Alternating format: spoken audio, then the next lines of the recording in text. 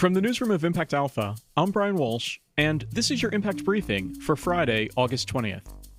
Today, I'm joined by Impact Alpha contributing editor Imogen Rose-Smith and fellow Roundtable regular David Bank to talk about ESG, Whistleblowers, and Imogen's latest column.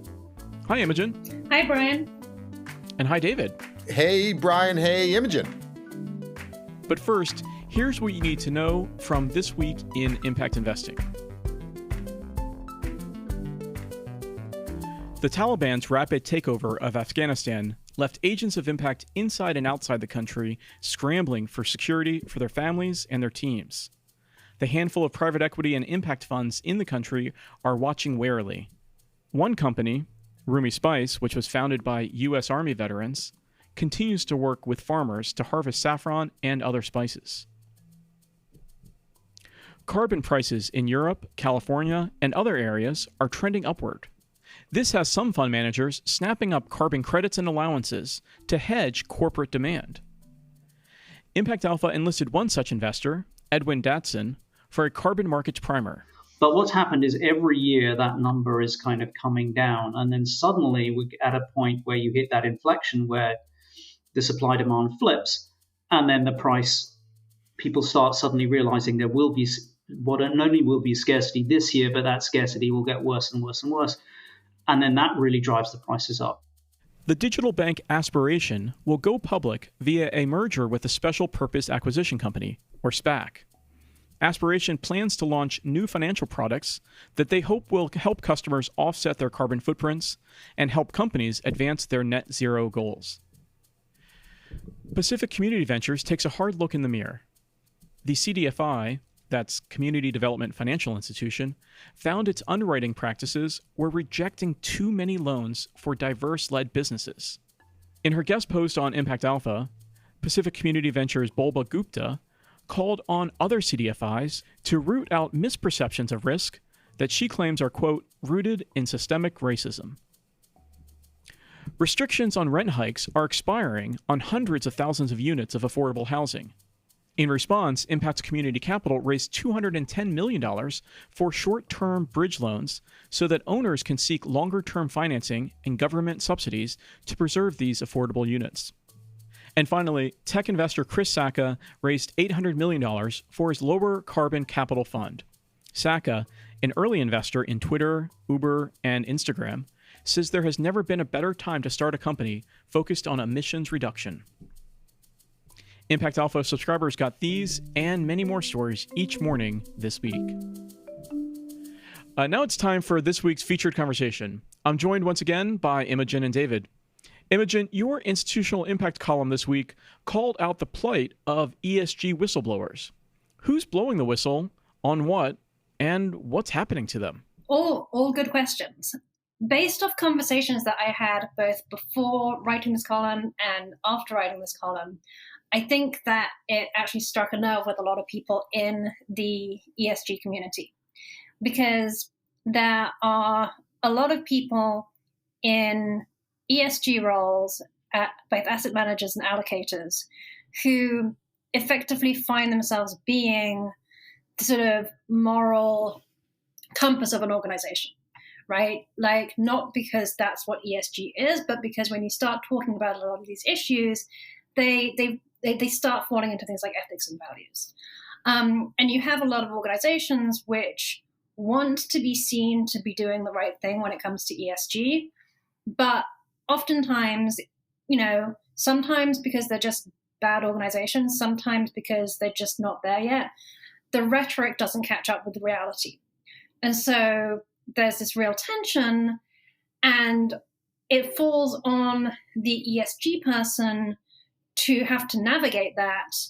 And sometimes that results in them being fired or sidelined or having to leave, because if they stay, they're effectively tacitly endorsing behaviors that they don't necessarily support. So the current example of that is the head of global sustainability at DWS, who is claiming that, Desiree Fixer, who is claiming that she was fired for speaking up and saying that DWS actually wasn't walking the walk on ESG investing. Now, this is part of a larger blowback against ESG and, by extension, impact investing. So what is the criticism here, David? Yeah, I mean, what Imogen was describing was a whistleblower who said an asset manager wasn't doing as well as they said they were on ESG. There's a broader criticism that says ESG itself is suspect. And there's a former sustainability manager at BlackRock named Tariq Fancy, who's been getting some play for saying ESG, in a sense, is like a placebo. I think he called it a deadly distraction that delays the kind of reforms that will actually affect the real world. The notion is that, just simply picking stocks on the basis of their, maybe box ticking on environmental and social factors by corporations isn't going to get the kinds of changes on climate and diversity, inclusion that the world needs. His other quote was that it's like giving wheatgrass to cancer patients. It sounds good, but doesn't do anything. And I will say that there's kind of ESG is kind of at a crossroads. For years, the proponents, fought off the skeptics who said, you couldn't make any money, or you'd be taking a discount by paying attention to environmental and social factors. And so all of the defense of it was, oh no, you can, it can be a good investment strategy. Now it's on the other side. Oh, it might be a very good investment strategy. Billions of dollars are flowing into ESG. ESG funds have done well. There have been some ups and downs, but have done well through the pandemic. Now the criticism is, oh, it doesn't amount to any real impact.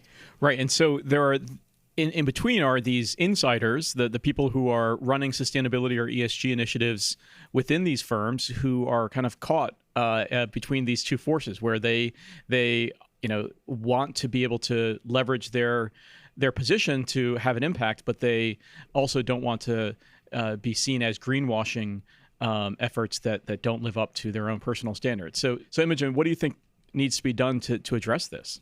I do think that these are two different issues. There's the issue of ESG generally doesn't work or doesn't achieve what it says it does, and that corporations are effectively doing ESG wrong and lying or being not transparent in their approach. And, in an even more extreme case scenario, something like a barrage, ESG is being used as, effectively a fig leaf to cover up alleged fraud and other misdeeds, right? And or you have a corporate culture where you're going around saying, oh, we care about everyone. And then you're actually like bullying everyone and harassing them and doing other terrible things. I think the question of, is ESG going to solve the world is important, but not that interesting. Obviously, ESG is not going to solve the world. Obviously, we need to change our behavior. Like ESG, if you just say, oh, well, we're going to index everything and ESG, you're not actually changing behavior, right? So we need to fundamentally shift how we apply capital and how we change our behavior. And ESG doesn't do that on its own. But I think it's easy, relatively easy to blow the whistle on ESG. It is much harder to blow the whistle on companies or investors that are practicing ESG and using it to effectively hide other behaviors. And I think what happens over and over again is that the ESG person finds themselves in that moral dilemma, and in the process of taking a stand, as I say, gets railroaded in some way. And I don't know how we fix that unless you say you make ESG a legal function, right? Like, when does something go from being an ethical dilemma to a legal dilemma, and what steps do you take to enforce that? The very fact that ESG disclosure has become something that companies, think it's worth being fraudulent about it, if I can put it that way, is a sign of the rising importance of that, both for investors and for companies and otherwise. So to the broader criticism of ESG, I would say, yes, of course, it doesn't get us all the way to the changes we need, but it raises the topic to the point where the scrutiny, the measurement, the disclosure, the transparency sort of matters in a material way, both at a legal sense and a financial sense. And so therefore the scrutiny is heightened, and now people look at it and say, are you really doing ESG? Are you really doing impact? Are you really having impact? And that's where I think the DWS case is going to be really interesting, right? Because they were disclosing all of this ESG stuff in their annual report, right? If they're not actually doing any of this, at what point does that become a matter for the SEC? At what point does that become securities fraud, right? Like, that's not what's being alleged, but like at some point, if you're disclosing this within a regulatory environment, that and you're not telling the truth, there should be consequences to that. Right. And Imogen, as you said in your column, there are currently no universal disclosure standards or mechanisms of enforcement or oversight on ESG issues. Now, that may be changing. We do know of regulations coming out of the European Union and the UK and the US, or at least talks about different regulations that essentially are trying to ensure that if you say you're doing sustainable investing, if you say you're doing ESG, that you actually have the goods and the data to back that up. But I'm not even sure you need to go into that much minutiae, right? If I'm saying in a disclosure that 50% of my assets are subject to an ESG screen, and that's not true, then I don't need European regulation to tell me that that's not true, right? The only question would be, does anyone really look or anyone really care? Like, does it, and to David's point, does it have a material impact? Does it materially matter if I say 100% of my assets are ESG screen, and that's not really true?